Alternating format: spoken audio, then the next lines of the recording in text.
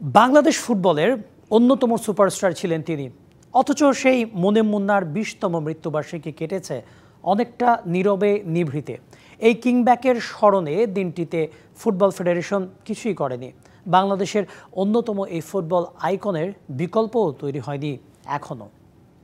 তো মুন্না বুটে ফিতেটা বাঁধছে, তো বলল এই জামা খান পড়লে না শরীরটা কেরম করতে থাকে, 10টা মিনিট টাইম দেন, আমি যদি না জিতাইতে পারি ভারতবর্ষে পা রাখুন না। আমরা জিতেছিলাম, 2-1 জিতেছিলাম, মুন্নার পাশ থেকেই গোল করেছিল।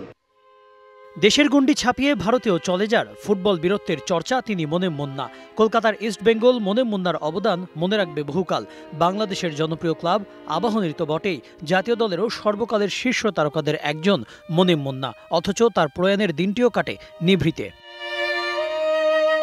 মোনেম মুন্নার ২০তম প্রয়াণ দিবসে কোনো আয়োজন ছিল না ফুটবল ফেডারেশনে। যেন দেশের ফুটবল থেকে একটু একটু করে হারিয়ে যাচ্ছে কিংব্যাকের স্মৃতি। এমনকি জাতীয় দলে দেশের ফুটবলের এই সাবেক পোস্টার বয়ের স্থান নিতে পারে উঠে আসছে না এমন কেউ। ২০০৫ সালের ১২ই ফেব্রুয়ারি মুন্নার প্রয়াণ হয়। ২০ বছর পেরিয়ে গেছে, কিন্তু মুন্নাকে মনে রেখেছেন কয়জন? অথচ ১৯৯৫ সালে মুন্নার নেতৃত্বে মিয়ানমারে অনুষ্ঠিত ৪ জাতির টাইগার ট্রফি টুর্নামেন্টে চ্যাম্পিয়ন হয় বাংলাদেশ। এটিই ছিল বাংলাদেশের প্রথম কোনো আন্তর্জাতিক শিরোপা জয়। তার অধিনায়কত্বে ১৯৯৫ সাফ গেমসে বাংলাদেশ রানার্স আপ হয়। জাতীয় দলের সাবেক কোচ অটো ফিস্টার বলেছিলেন, মুন্না ভুলক্রমে জন্ম নিয়েছিলেন বাংলাদেশে।